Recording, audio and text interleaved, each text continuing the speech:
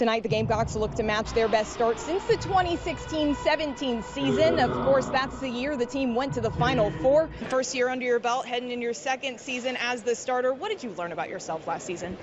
Yeah, learned that we could persevere through anything. And of course, the women host the first and second rounds at Colonial Life Arena. And the men, well, they're headed to the Steel City. Well, hot topic of the day, Saban did not pick Alabama to go to the SEC title game. He went with UGA in Texas. One of his former players said, hey, I'm not going to let a guy who plays golf all day dictate how we feel. Do you think this rivalry can really compare to any other around the country? I don't know.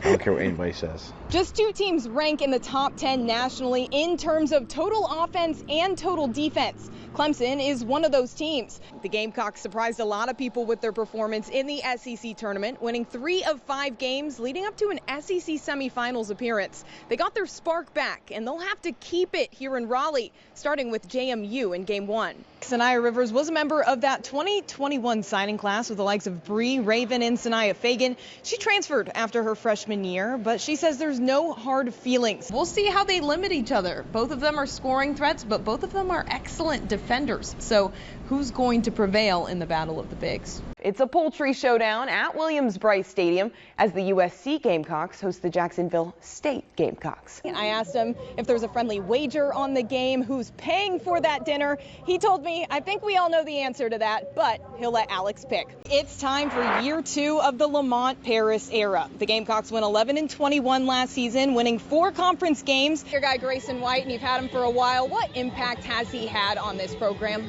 He's a great leader. 5 players finish in double figures, but the biggest impact of all was from the reserves. 51 bench points, and the players say performances like that could be lethal for them as they get deeper into the tournament. How grateful are you to be able to share a moment like this with your dad?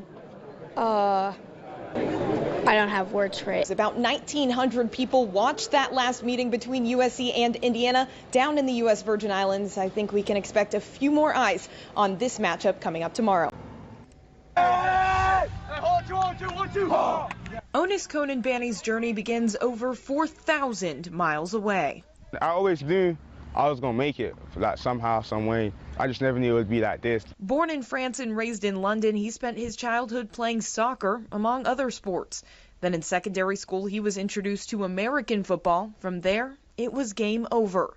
He started waking up early every morning to catch the train to practice, often asking his mother for money to pay the fare. She didn't know much about the sport, but she understood and supported his dream. With practice, he was keeping up with the older guys, sometimes even outplaying them. Every week we saw like results, like day by day we saw me improving, learning the game, learning how to catch and everything. His dream quickly evolved into playing American football in America. He took the leap, spending 2 years at a boarding school in Georgia before landing at Heathwood. You think about how many kids that play sports across the waters that want to come to the United States to play and don't get that chance. Most people will go through something like that in life and give up and think it can't happen. Like, miracles do happen, and his story is just that. Konanbanny is no longer just good at football, he's 4-star good. He's received 40-plus Division I offers. His decision date is on the horizon.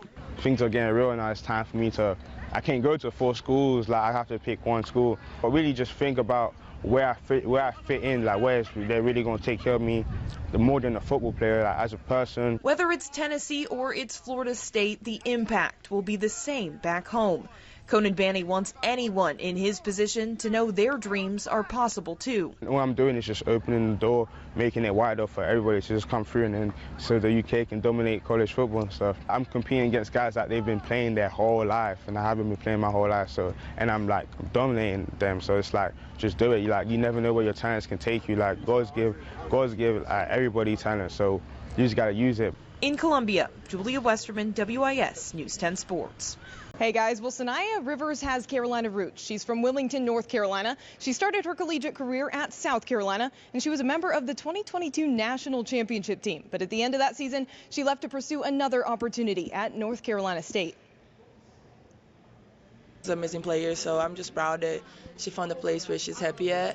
Rivers is one of NC State's best players, averaging 12 points and 6 rebounds per game as a regular starter.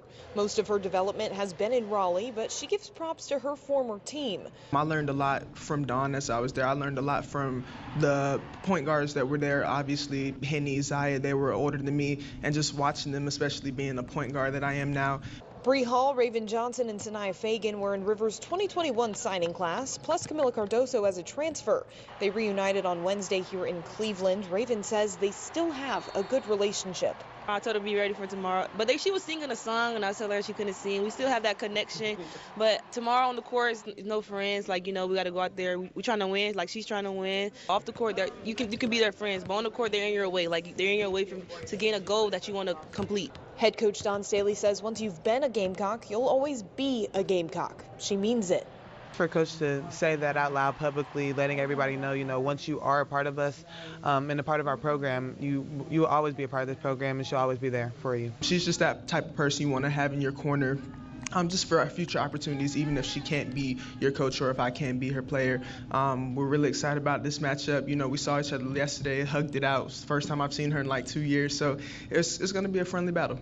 Jalin Hyatt's been a household name in the Midlands for a while now, but we've got to go back to when he wasn't. Before he was a New York Giant or even a Tennessee Volunteer, he was a Dutch Fork Silver Fox. His coaches knew what was coming long before the rest of us. 6th grade, 7th grade, so I knew he could really run, and his daddy would always show me flag football film at the YMCA over here where nobody could touch him. We ran our first 40-yard dash time in the 9th grade. He just destroyed all the boys in his class, so I took him to the varsity class. He blew those guys away. Hyatt was lifting over 200 pounds by his freshman year, weighing only about 125 pounds himself. He graduated in 2020 with 3 state championship rings.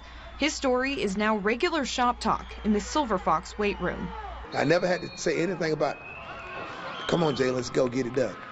He's ready, always ready. They know that's what it takes, and that's what we're going to accept, and that's what it is. Hyatt picked up 16 offers to places like Virginia Tech, his first commitment, Miami, and Michigan. But the hometown program wasn't biting. Hyatt had met with then head coach Will Muschamp, even running a 4.3 40 at a South Carolina camp right in front of him. Something was holding them back, even as Hyatt showed out in his senior season with the Foxes. His exact words were, "Were you going to throw him the ball on 3rd and 10? I said, "Daggum right I am." And when we threw the touchdown against Dorman in overtime, tie to towel and shut to Jalin over there in the far corner, it was right in front of Muschamp. So it was 2nd and goal in the overtime, which won the game right there. The Gamecocks never offered. Neither did Clemson. Coastal Carolina was his only in-state option. But 3 SEC schools took notice, including the one in Knoxville, where he felt right at home. You get a player like Jalin Hyatt that can torch Alabama for 5 touchdowns, you got to draft him higher than 70 or whatever he was. You get a player like that can do what he did here, you got to take him at South Carolina.